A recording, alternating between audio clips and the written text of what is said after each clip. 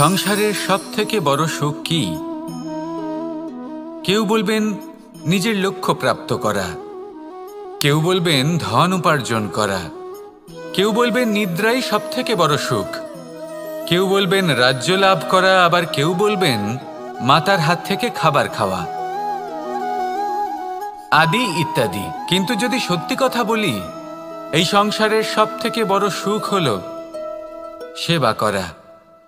কখনো কাউকে সেবা করে দেখুন। এই সেবা দ্বারা অন্য কোনো মানুষের আশীর্বাদ লাভ করাতেই সুখ রয়েছে। আপনার সেবা ভাব দ্বারা যখন কোনো মানুষ নিজের অন্তরাত্মা থেকে আপনাকে আশীর্বাদ করে, তার থেকে বড় সুখ আর কিছুই নেই। কারণ প্রত্যেক মানুষের মধ্যে ঈশ্বর বাস করেন। নরের সেবাই হলো নারায়ণের সেবা। নিষ্কাম সেবা করাই হলো সবথেকে বড় সুখ। তাই নিজের অন্তরে সেবার এই ভাব জাগ্রত করুন। যে সুখের কথা আমি বলছি, সেই সুখ অনুভব করেই দেখুন।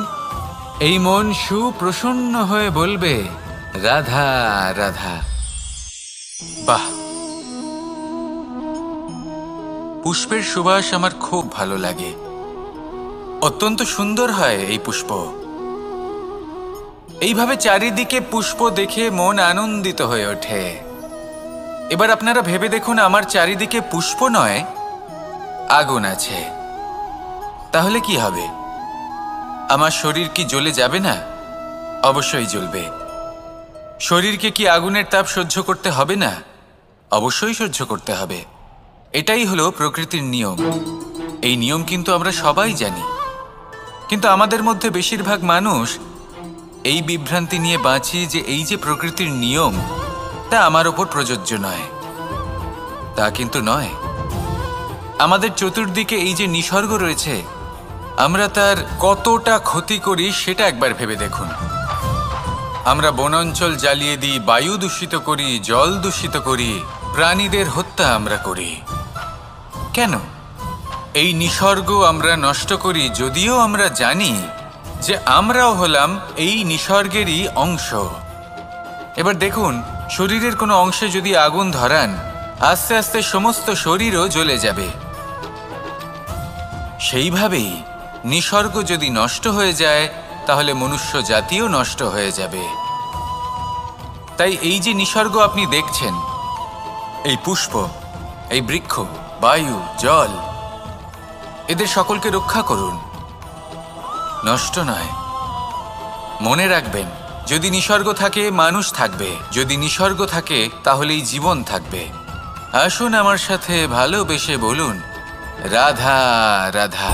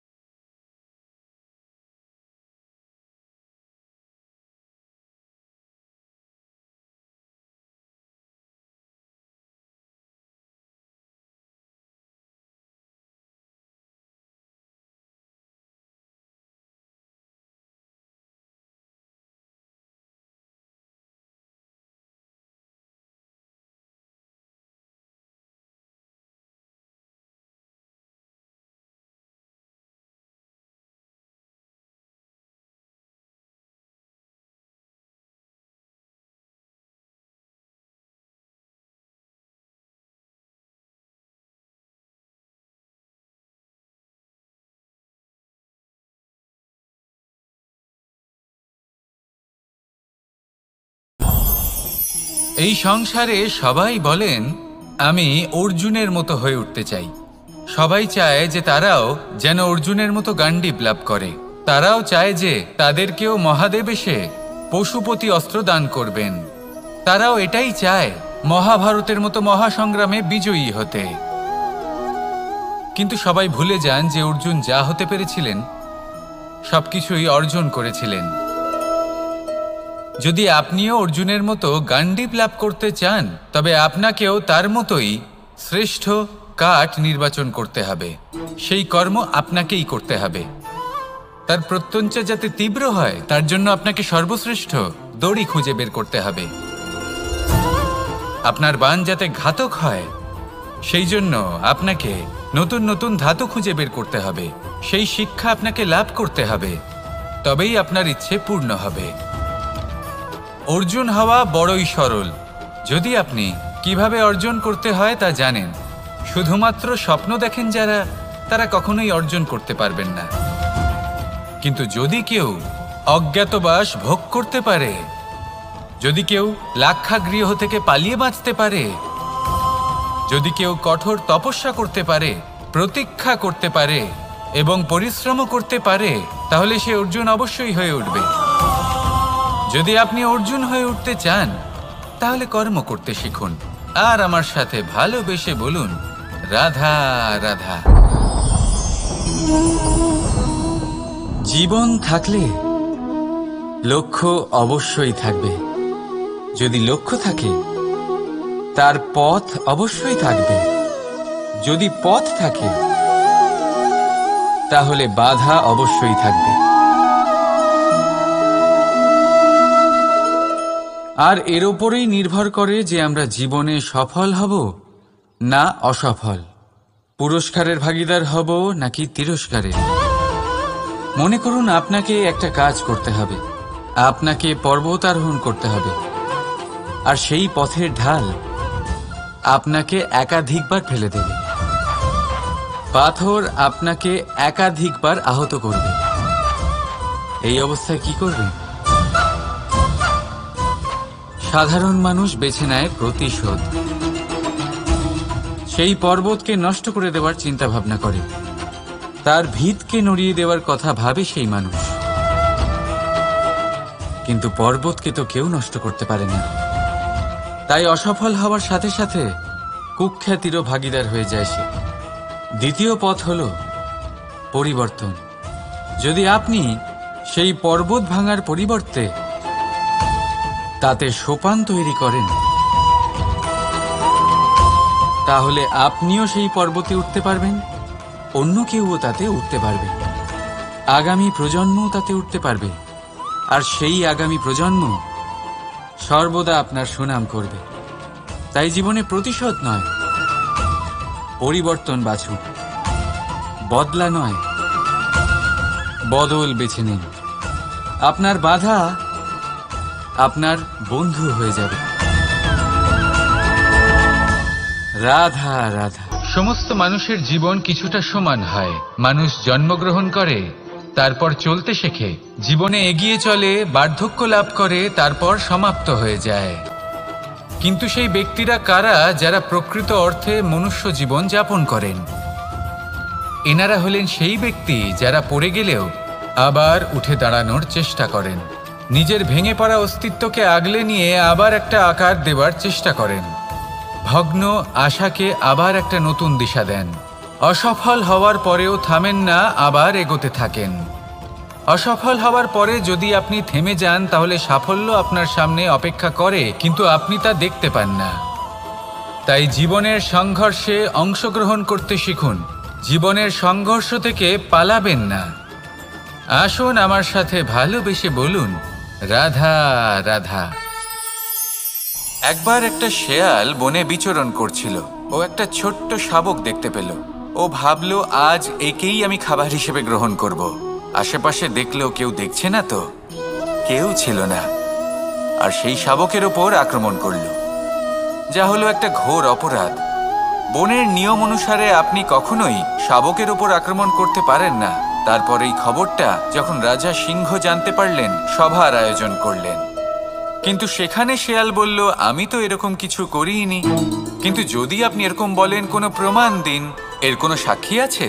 তখন রাজা সিংহ পেঁচাকে ডেকে পাঠালেন, যে সেই মুহূর্তে বৃক্ষের শাখার ওপর বসেছিল, সে সব কিছু দেখেছিল। পেঁচা সব সত্যি কথা বলল, আর শেয়ালকে মৃত্যুদণ্ড দেয়া হলো। এবার এই কাহিনী আমি আপনাকে কেন শোনালাম? কারণ মানুষও কখনো কখনো এরকম কর্ম করেন যা শিয়াল করেছে। এটা ভাবেন কেউ দেখছে না, যখন আমি অনুচিত কর্ম করতেই পারি। কিন্তু না, আপনি যাই করুন না কেন, কেউ না কেউ অবশ্যই তা দেখছে। কোনো ব্যক্তি না হলেও কোনো প্রাণী, না হলে কোনো যক্ষ বা দেব বা প্রেত।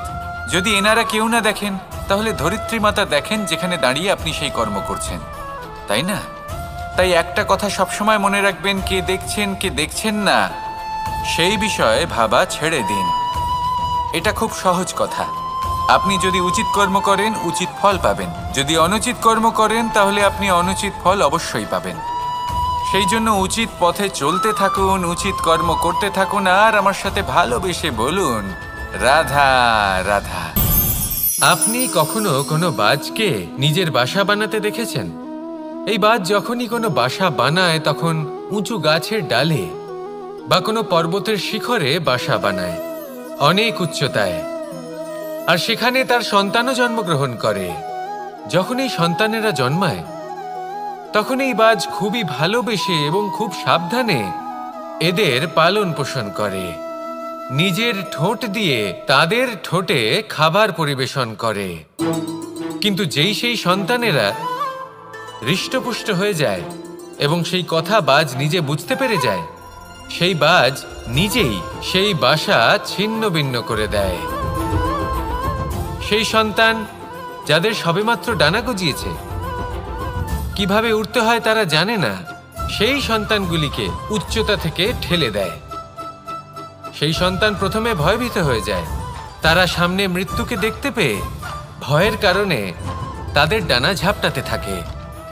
আর সেই প্রক্রিয়াতেই সেই সন্তানগুলি উড়তে শুরু করে দেয়। এবার এই ঘটনায় আমরা কি শিক্ষা পেতে পারি? এটাই, যদি আপনি মাতা পিতা হন, তাহলে নিজের সন্তানকে অবশ্যই স্নেহ করুন, কিন্তু তাদেরকে নিজের আঁচলের তলায় বেঁধে রাখবেন না। যদি আপনি চান আপনার সন্তান জীবনে উন্নতি করুক, তাহলে নিজের মুঠো থেকে তাদের স্বতন্ত্র করে দিন। এই সংসারে সংঘর্ষ করতে দিন। সেই সন্তান নিজেই বুঝতে পারবে যে জন্মের সময় পাওয়া ডানা কি করে ব্যবহার করতে হয়। আর আপনার চোখের সামনে আপনার সন্তান এই আকাশে উড়তে থাকবে। তাহলে আসুন আমার সাথে ভালোবেসে বলুন, রাধা রাধা। সংসারে সবচেয়ে পবিত্র মানা হয় গঙ্গা জলকে। কখনো ভেবে দেখেছেন কেন? কারণ গঙ্গা জলের আবির্ভাব অত্যন্ত শুদ্ধ হয়, তার জন্ম শুদ্ধ হয়, যেখান থেকে তার শুরু সেটাই শুদ্ধ হয়। আর শুরুটা শুদ্ধ হওয়া অত্যন্ত আবশ্যক। আমাদের জীবনে সবই শুরু হয় আমাদের ভাবনা থেকে। নিজের ভাবনাকে শুদ্ধ রাখুন, কারণ এই ভাবনা থেকেই আবির্ভাব হয় শব্দের। আপনার শব্দ শুদ্ধ রাখুন, কারণ এই শব্দ দ্বারাই আপনার কাজ সম্পন্ন হয়। আপনার কাজ শুদ্ধ রাখুন, কারণ এই কাজ দ্বারাই তৈরি হবে আপনার স্বভাব। স্বভাব থেকেই তৈরি হয় আপনার অভ্যাস, আর অভ্যাস থেকে তৈরি হয় আপনার চরিত্র। আর এই চরিত্র সংসারের সমক্ষে এক আদর্শ হয়ে ওঠে। তাই ভাবনা থেকে আদর্শের এই যাত্রা শুভ তখনই হয়ে ওঠে যখন আপনার ভাবনা শুদ্ধ হয়। এই সংসারে, এই জীবনে নিজের ভাবনা শুভ রাখলে, শুদ্ধ করলে আপনার মন সুপ্রসন্ন হয়ে বলবে, রাধা রাধা। মানুষ জন্মগ্রহণ করে, তার সাথে ভয়েরও জন্ম হয়। ছোটবেলা থেকেই আমাদের মনে কোনো না কোনো প্রকারের ভয় থেকেই যায়। কেউ এই বিষয়ে ভয় পায় যে তার কোনো বস্তু তার থেকে দূরে চলে যাবে। কেউ এই বিষয়ে ভয় পায় যে আমি নিজেকে হারিয়ে ফেলব। কেউ এই ভেবে ভয় পায় যে আমার প্রিয়জনেরা তারা যেন আমার থেকে দূরে না চলে যায়। কেউ এই ভেবে ভয় পায় যে আমরা যেন পথ না হারিয়ে ফেলি, আদি ইত্যাদি। কিন্তু সত্যি কথা বলতে ভেবে দেখুন, এই ভয় বাস্তবে কি? শুধুই একটা মনস্থিতি, আর কিছুই নয়। যা কিছু আপনি জীবনে পেয়েছেন তা একদিন আপনাকে হারাতে হবে। এই জীবন হলো আপনারই, কিন্তু তাও একদিন সমাপ্ত হবে। তাই ভয় পেয়ে কি লাভ? এই ভয় শুধু আপনাকে জীবনযাপন করা থেকে বাধা দিচ্ছে, আর কিচ্ছু নয়।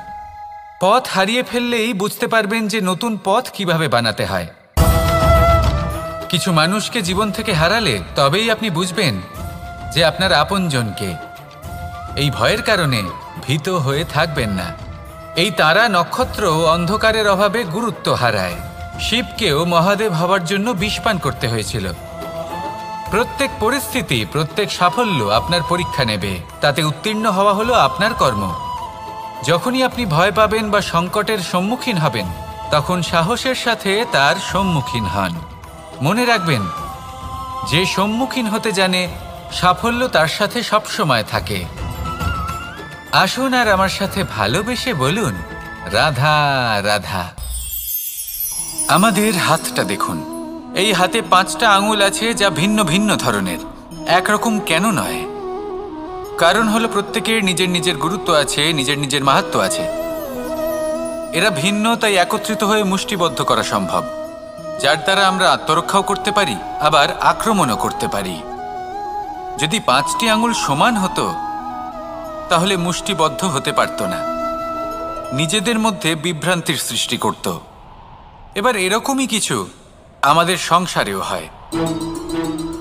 আমাদের দেশ, যেখানে একটি ভূমির ওপর ভিন্ন ভিন্ন ধর্মের মানুষ বাস করেন, ভিন্ন ভিন্ন জাতি, ভিন্ন ধর্ম, ভিন্ন ভাষা।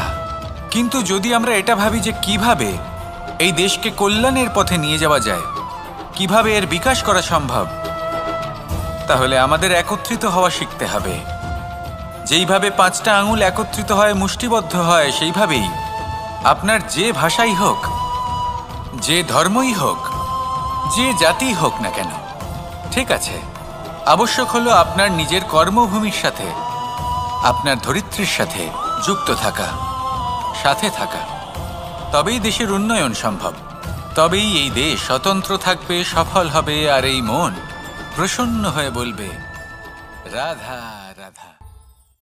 যদি আমি আমার চোখ বেঁধে কোনো একটা নির্দিষ্ট দিকে নিজের সমস্ত শক্তি প্রয়োগ করে ছুটে যাই, তাহলে কি হবে? আমি কোথাও ধাক্কা খেতে পারি, নিজের ক্ষতি করতে পারি, কোথাও পড়ে যেতে পারি, তাই না? অর্থাৎ এটা নিশ্চিত এই কাজ আমার করা উচিত নয়। কিন্তু আজকের দিনে প্রত্যেকটা মানুষ এই কাজই করছেন, তাই না?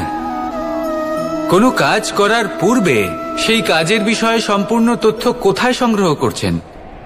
শুধু এটুকু জানেন যে এই কাজটা করলে কত ধন অর্জন করবেন আর কত নাম হবে, আর ব্যাস সামনে এগিয়ে যান।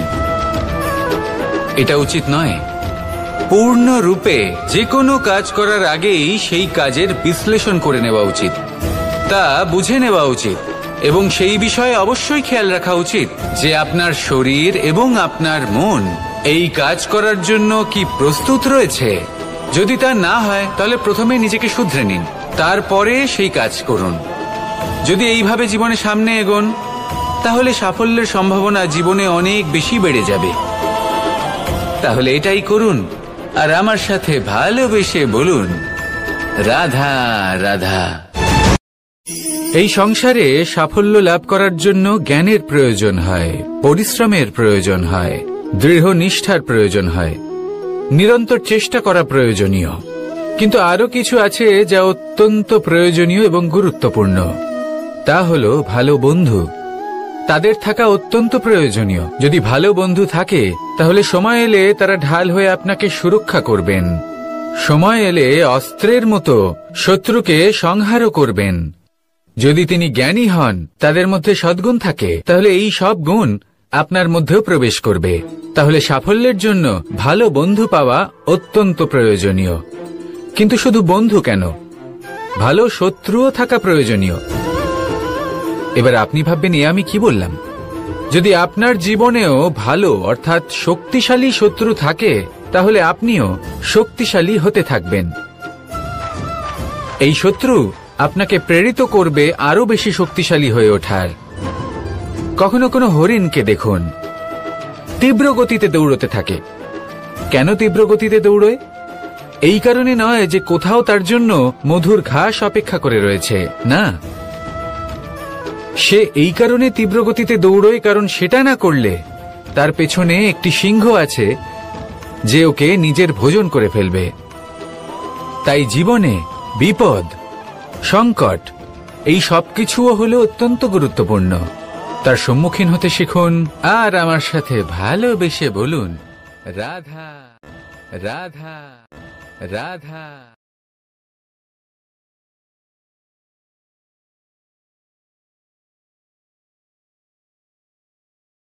লক্ষ্যে পৌঁছানো অত্যন্ত কঠিন হয়।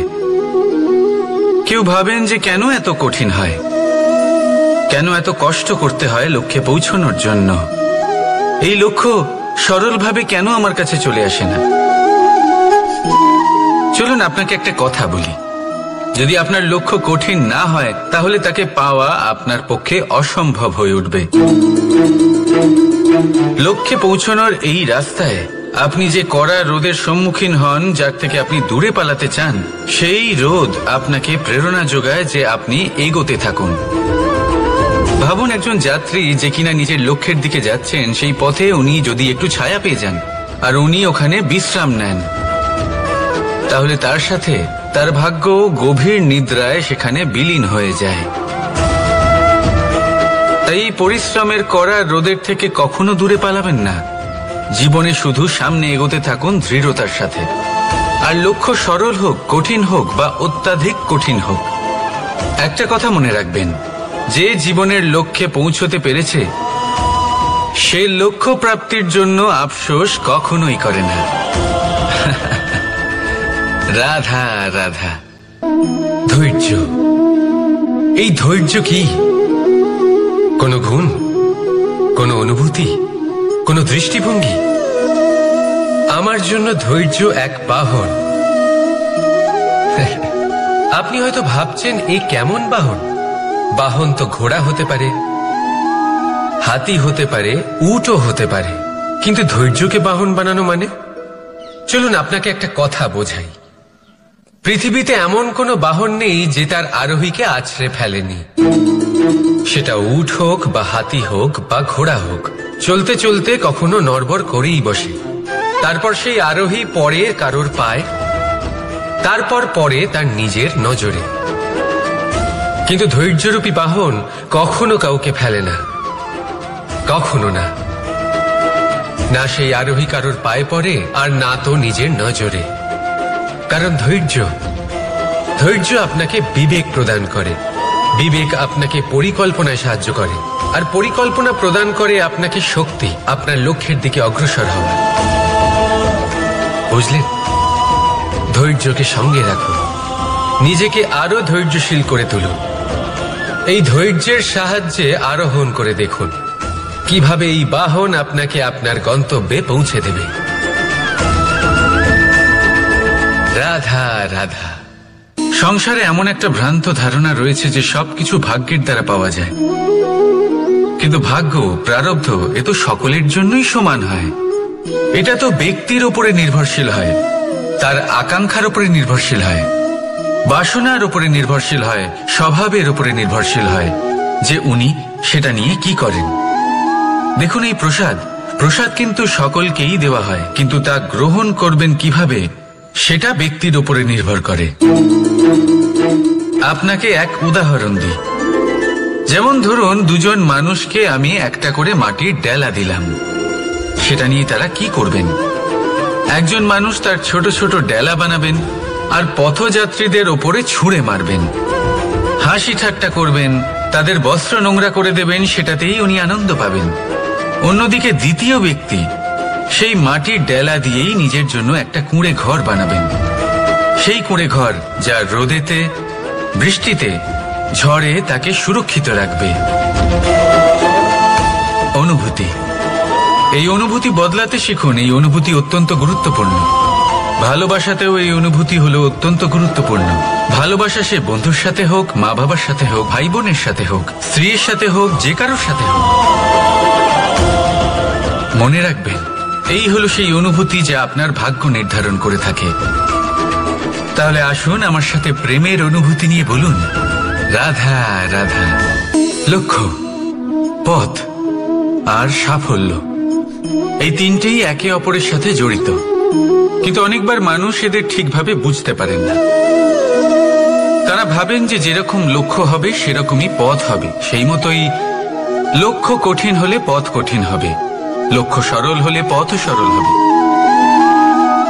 যদি আপনাকে আসল সত্যের সাথে অবগত করাই, তাহলে দেখবেন সবকিছুই এর উল্টো। লক্ষ্য নিজের পথ বানায় না, পথ সেটাই যেটা আপনি স্বয়ং নির্বাচন করে আপনি নিজে বানান। সেই অনুসারেই আপনি আপনার লক্ষ্যে পৌঁছতে পারবেন।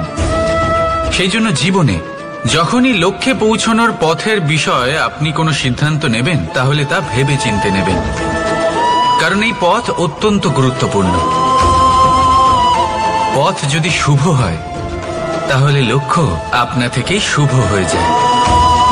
তাহলে আসুন আমার সাথে ভালোবেসে বলুন, রাধা রাধা। ভাগ্য আর কর্ম, এই দুই এমন শব্দ যাকে ঘিরে সমগ্র সংসার। কেউ বলে আমার ভাগ্যে এটা ছিল না, যা পেলে আমার জীবন অন্যরকম হতো। কেউ বলে আমার গত জন্মের কর্ম নিশ্চয়ই এমন ছিল, যে কারণে এই জন্মে এরকম ভাগ্য পেয়েছি আমি। এসব বাদ দিন আর একবার শান্ত চিত্তে ভাবুন। আপনি বুঝতে পারবেন যে ভাগ্য আর কর্ম এই দুই এই জন্মের। তফাৎ শুধুমাত্র এটাই যে যদি ভাগ্যের কথা বলা হয়, তাহলে আপনি এই ভাগ্যের থেকে যত বেশি আশা করবেন, তত বেশি নিরাশ হবেন আপনি, কারণ এই আশা আপনাকে কর্ম করা থেকে আটকায়।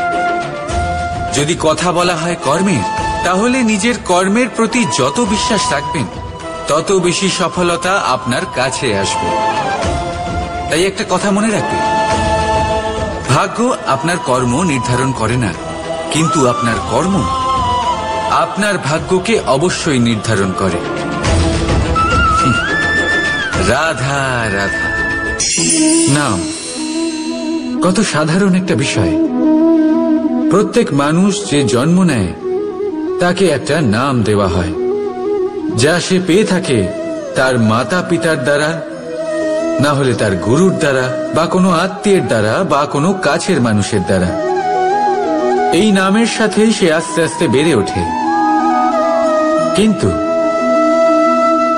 এটাই কি সেই নাম? এই নামই কি সবকিছু? কখনোই নয়। একটা নাম সেটা যা আপনি জন্মের সময় লাভ করেন, যে নামে আপনি কর্মের পথে অগ্রসর হন। আরও একটা নাম সেটা যা আপনি আপনার কর্মের দ্বারা অর্জন করেন, আর এই নামেই আপনাকে সবাই যুগ যুগ ধরে মনে রাখে। আপনার আসল নাম সেটা নয় যা আপনাকে জন্মের সময় দেওয়া হয়েছিল। আপনার আসল নাম সেটা যেটা আপনি আপনার কর্ম দ্বারা লাভ করেছেন, কারণ সেই লাভের পেছনে প্রচুর প্রয়াস লুকিয়ে থাকে, অনেক পরিশ্রম লুকিয়ে থাকে। কিন্তু যদি আপনি চান যে মানুষ আপনার নাম মনে রাখে, তাহলে আপনাকে কর্মের পথে অগ্রসর হতেই হবে, শুভ কর্ম করতে হবে, অনর্গল চেষ্টা করে যেতে হবে, মহান কাজ করতে হবে। আর বিশ্বাস করুন, আপনি একটা মহান নামের ফল অবশ্যই লাভ করবেন। রাধা রাধা। আমি এখানে একা এই বনে বসে আছি, বাঁশি বাজাচ্ছি। কার জন্য? কে আছেন এখানে? কেউ নেই। আমার প্রজা, আমার রাজ্য, আমার পরিবার আমার থেকে অনেক দূরে আছেন। আমি এখানে একা এই বনে বসে এই আকাশের এই রঙের, গাছের এই সব ফলের, মাটির সুবাসের আনন্দ উপভোগ করছি। কেন? আমি হলাম দ্বারকাধীশ। এমন কি রাজকীয় বা ভৌতিক সুখ রয়েছে যে আমি ওখানে পেতে পারি না? সবকিছুই পেতে পারি, তাও এখানে বনে একা বসে আছি। কোন সুখ খুঁজে চলেছি? একা থাকার সুখ। আমরা প্রত্যেকদিন অনেক মানুষের সাথে, চিন্তাধারার সাথে, কর্মের সাথে, পরিস্থিতির সাথে সুখ দুঃখের দ্বারা বেষ্টিত থাকি। জীবনের এই চক্রে আমরা জড়িয়ে পড়তে থাকি। যতই আমরা এই সমস্যার সমাধান করি, আমরা ততই এতে জড়িয়ে পড়ি। আমরা এতটাই জড়িয়ে পড়ি যে যখন আমরা আয়নায় নিজেদের দেখি, তখন আমরা নিজেদের চিনতেই পারি না। এমন মনে হয় যেন আমরা নিজেদের হারিয়ে ফেলেছি। সেই জন্য প্রত্যেক দিন আপনি কিছু সময় নিজের সাথে কাটান একান্তে। এটা অত্যন্ত আবশ্যক। নিজের অস্তিত্বের গভীরে গিয়ে দেখতে শিখুন, নিজেকে বুঝুন। অদ্ভুত শান্তির অনুভূতি হবে। যেমন এই বায়ু, এই বৃক্ষ, এই পুষ্প, এই নিসর্গ, এদের মতো আপনিও কখনো একলা হতে শিখুন। কখনো নিসর্গের একটা অংশ হয়ে দেখুন। এই মন প্রসন্ন হয়ে বলবে, রাধা। একবার একটা শেয়াল বনে বিচরণ করছিল। ও একটা ছোট্ট শাবক দেখতে পেল। ও ভাবলো, আজ একেই আমি খাবার হিসেবে গ্রহণ করব। আশেপাশে দেখলো কেউ দেখছে না তো, কেউ ছিল না। আর সেই শাবকের ওপর আক্রমণ করলো, যা হলো একটা ঘোর অপরাধ। বনের নিয়ম অনুসারে আপনি কখনোই শাবকের ওপর আক্রমণ করতে পারেন না। তারপর এই খবরটা যখন রাজা সিংহ জানতে পারলেন, সভার আয়োজন করলেন। কিন্তু সেখানে শেয়াল বলল, আমি তো এরকম কিছু করিনি। কিন্তু যদি আপনি এরকম বলেন, কোনো প্রমাণ দিন, এর কোনো সাক্ষী আছে? তখন রাজা সিংহ পেঁচাকে ডেকে পাঠালেন, যে সেই মুহূর্তে বৃক্ষের শাখার ওপর বসেছিল। সে সব কিছু দেখেছিল। পেঁচা সব সত্যি কথা বলল, আর শেয়ালকে মৃত্যুদণ্ড দেয়া হলো। এবার এই কাহিনী আমি আপনাকে কেন শোনালাম? কারণ মানুষও কখনো কখনো এরকম কর্ম করেন যা শিয়াল করেছে। এটা ভাবেন কেউ দেখছে না, যখন আমি অনুচিত কর্ম করতেই পারি। কিন্তু না, আপনি যাই করুন না কেন, কেউ না কেউ অবশ্যই তা দেখছে। কোনো ব্যক্তি না হলেও কোনো প্রাণী, না হলে কোনো যক্ষ বা দেব বা প্রেত। যদি এনারা কেউ না দেখেন, তাহলে ধরিত্রী মাতা দেখেন, যেখানে দাঁড়িয়ে আপনি সেই কর্ম করছেন, তাই না? তাই একটা কথা সবসময় মনে রাখবেন, কে দেখছেন কে দেখছেন না সেই বিষয়ে ভাবা ছেড়ে দিন। এটা খুব সহজ কথা। আপনি যদি উচিত কর্ম করেন, উচিত ফল পাবেন। যদি অনুচিত কর্ম করেন, তাহলে আপনি অনুচিত ফল অবশ্যই পাবেন। সেই জন্য উচিত পথে চলতে থাকুন, উচিত কর্ম করতে থাকুন, আর আমার সাথে ভালোবেসে বলুন, রাধা রাধা। বাহ, পুষ্পের সুবাস আমার খুব ভালো লাগে। অত্যন্ত সুন্দর হয় এই পুষ্প। এইভাবে চারিদিকে পুষ্প দেখে মন আনন্দিত হয়ে ওঠে। এবার আপনারা ভেবে দেখুন, আমার চারিদিকে পুষ্প নয়, আগুন আছে। তাহলে কি হবে? আমার শরীর কি জ্বলে যাবে না? অবশ্যই জ্বলবে। শরীরকে কি আগুনের তাপ সহ্য করতে হবে না? অবশ্যই সহ্য করতে হবে। এটাই হলো প্রকৃতির নিয়ম। এই নিয়ম কিন্তু আমরা সবাই জানি, কিন্তু আমাদের মধ্যে বেশিরভাগ মানুষ এই বিভ্রান্তি নিয়ে বাঁচি যে এই যে প্রকৃতির নিয়ম, তা আমার ওপর প্রযোজ্য নয়। তা কিন্তু নয়। আমাদের চতুর্দিকে এই যে নিসর্গ রয়েছে, আমরা তার কতটা ক্ষতি করি সেটা একবার ভেবে দেখুন। আমরা বনাঞ্চল জ্বালিয়ে দিই, বায়ু দূষিত করি, জল দূষিত করি, প্রাণীদের হত্যা আমরা করি। কেন?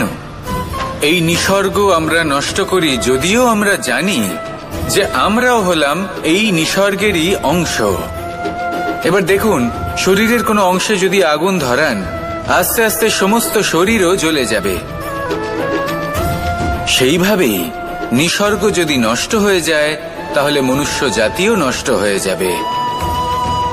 তাই এই যে নিসর্গ আপনি দেখছেন, এই পুষ্প, এই বৃক্ষ, বায়ু, জল, এদের সকলকে রক্ষা করুন, নষ্ট নয়। মনে রাখবেন, যদি নিসর্গ থাকে মানুষ থাকবে, যদি নিসর্গ থাকে তাহলেই জীবন থাকবে। আসুন আমার সাথে ভালোবেসে বলুন, রাধা রাধা। কারই না পছন্দ বলুন তো? অত্যন্ত সুস্বাদু হয় এই মধু, মিষ্টি খেতে হয় এবং তা শক্তিও প্রদান করে। এবং প্রত্যেকটি মিষ্টি পদার্থের মতোই এতেও খুব তাড়াতাড়ি পিঁপড়ে ধরে যায়। অন্যদিকে যদি নুনকে দেখি, তাহলে বছরের পর বছর রাখলেও এতে পিঁপড়ে ধরে না। এবার যদি কথা বলি বন্ধুত্বের, তাহলে বন্ধুত্ব নুনের মতো হওয়া উচিত, মধুর মতো নয়। যারা সামনে এলে শুধুমাত্র মধুর মধুর কথা বলবে, পরে এতে পিঁপড়ে ধরে যাবে। এটা নুনের মতো হওয়া উচিত। প্রকৃত বন্ধু হলো সে যে সময় এলে পরে আপনার সামনে আপনার প্রকৃত সত্য তুলে ধরবে, তা সে যতই কঠিন হোক না কেন। আপনার দোষ, আপনার অপগুণ, আপনার খামতি আপনাকে বলতে পারবে, যাতে আপনি সেগুলো শুনে মেনে নিয়ে তারপর নিজেকে শুধরোতে পারেন। এটাই হলো প্রকৃত বন্ধুত্ব। কখনো নিজের জীবনের আশেপাশে মন দিয়ে দেখবেন, অনেক সময় এমন মানুষ থাকেন, অনেক বন্ধু থাকেন, যাদের দেখে আমাদের মনে হয় যে এনারা খুব কঠোর, এনাদের কথা খুব কটু।